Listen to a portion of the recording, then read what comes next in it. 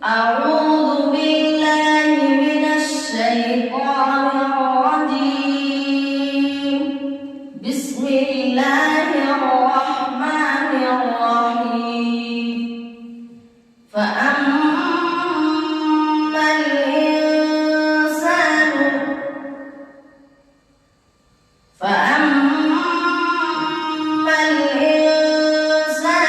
إذا ما ابتلاه ربه فأكرمه ونعمه فيقول ربي أكرمن. وأما إذا ما ابتلاه فقدر عليه رزقه فيقول ربي أهانن. كلا بل لا تكرمون اليتيم ولا تحاضون على طعام المسكين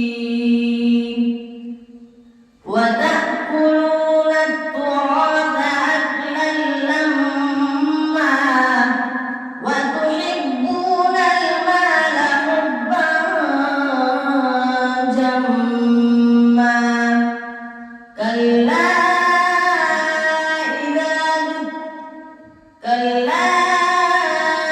إذا دكت الأرض دكا دكا وجاء ربك والملك صفا صفا وجيء يومئذ بجهنم يومئذ يتذكر الإنسان وأنى له الذكرى.